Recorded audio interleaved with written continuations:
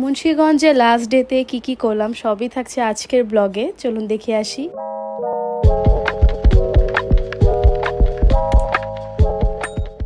এর আগের দিন অনেক রাত পর্যন্ত গল্প করে জাগনা থাকার কারণে সকালে উঠতে একটু লেট হয়ে যায় আমাদের। তো আজকে সকালটা খুবই সুন্দর ছিল, একটু ঠান্ডা ছিল অন্যান্য দিনের থেকে। তো সকালবেলা ঘুম থেকে উঠেই আমরা নিচে চলে যাই নাস্তা করার জন্য। আন্টি আমাদের জন্য বাহির থেকে নাস্তা আনে, মুন্সিগঞ্জের ফেমাস হালুয়া আনে। আমি সকালবেলা মিষ্টি জিনিস খাওয়া তেমন একটা পছন্দ করি না, কিন্তু আমার যে বাকি ফ্রেন্ড হাসি ওরা খেয়েছে, ওরা সবাই বলেছে যে হালুয়াটা খুবই মজার ছিল। আমিও একটু হালকা ট্রাই করেছি। দেন নাস্তা খাওয়া দাওয়া শেষে আজকে আমরা সবাই মিলে প্ল্যান করি যে আজকে নানু বাসার চারোদিকে সব জায়গায় আমরা ঘুরবো। কালকে তো সেভাবে ঘোরা হয়নি, কালকে আমরা বাইরেই গিয়েছিলাম, তাই আজকে আমরা ঘুরবো। তারপর আমরা বাসার সামনের গেটের দিকে যাই, সেখানে একটা করমচা গাছ আছে। সেখান থেকে হাসি আর ফাতেমা মিলে অনেকগুলো করমচা পারে। করমচা খাওয়ার পর তারপর আমরা সবাই মিলে প্ল্যান করি একটু লটকন পারবো। ওদের এখানে অনেকগুলো লটকন গাছ আছে, তো দেখি আমরা একটু ঘোরাফেরা করি, সামনে হাঁটি যে কীভাবে লটকনটা পারা যায়। আবার এখানে আশেপাশে আরও গাব গাছও আছে, কিন্তু গাবগুলো অনেক ছোট, তাই আর পারা হয়নি। তারপর এখানে একজন দাদু আছে, সে বলতেছে যে লটকন পাড়ার জন্য একটা লাঠির মতো কি বানিয়ে দিবে, এটার নাম আমি জানি না, আপনারা জানলে কমেন্ট করবেন। তো সেটা বানিয়ে দেয় আমাদের গাছের করঞ্জা। করমচা করমচা না, এটা করঞ্জা। তোমার যা লাগে, তোমার যা লাগে। সো এই যে দেখতে পাচ্ছেন, এটা সাইজটা কিন্তু একটু ছোট হয়। ওকে, এটা হচ্ছে একমাত্র আপনার নাম বলে আমি জানতাম না।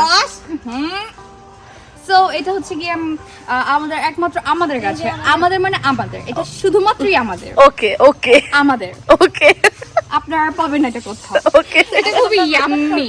ওকে, তোমরা করম লটকা দেওনি, ওই যে লটকন।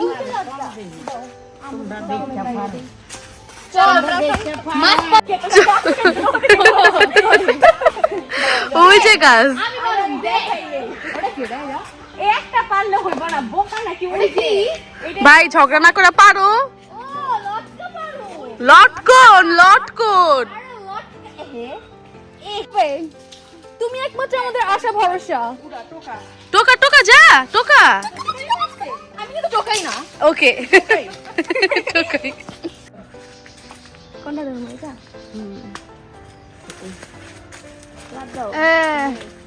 গাছ ভাঙ্গালে না আবার ডাল সহ।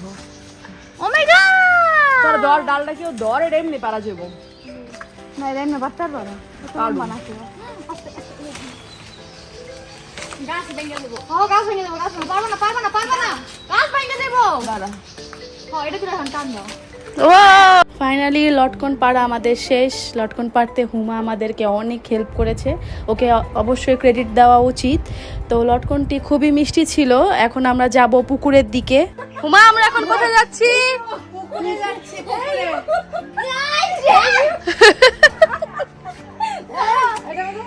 বেচারি অনেক স্ট্রাগল করে। পারলাম না, ভাবিছিলাম টপকায় দিব। আমরা পুকুরে এসে পড়েছি। আল্লাহ গো, পাছাটা জ্বললে গেল রে।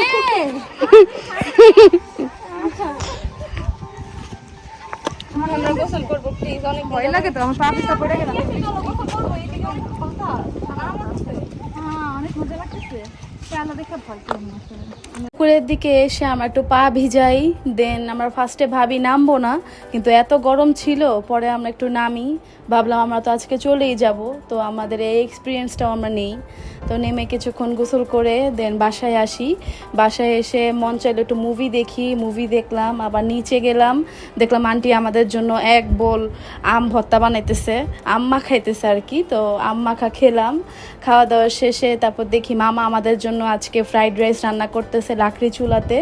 ভোরবেলা এখানের পরিবেশটা এতটাই সুন্দর ছিল, মন চাচ্ছিল যে 2-3 ঘন্টা এখানেই বসে থাকি, কিন্তু কি করার, আজকে চলে যেতে হবে। দেন আমরা লাঞ্চ করতে যাই সবাই। মামা আজকে আমাদের জন্য লাকড়ি চুলায় ফ্রাইড রাইস রান্না করেছে, যে এতটাই মজা হয়েছে বলার বাহিরে। মামাকে বারবার কমপ্লিমেন্ট দিতেছিলাম যে খুবই মজা হয়েছে। দেন আমরা খাওয়া দাওয়া শেষে মামা আবার আমাদের জন্য দই নিয়ে আসে, সেখানে দইও খাই। তো খাওয়া দাওয়া শেষ করতে অলমোস্ট বিকাল হয়ে যায়। তো দেন বাসায় যাওয়ার পালা। এখন মামা বলতেছে যে আমাদেরকে কাঁঠাল দিবে বাসায় নিয়ে যাওয়ার জন্য। তো আমরা কাঁঠাল নিলাম, নিয়ে এখন আমরা রওনা দিব। তো গাইস এখন আমাদের নেহাবু চলে শয়তান ভালো মতো বলো বাইরে তো কাজ বলো না প্লিজ চলে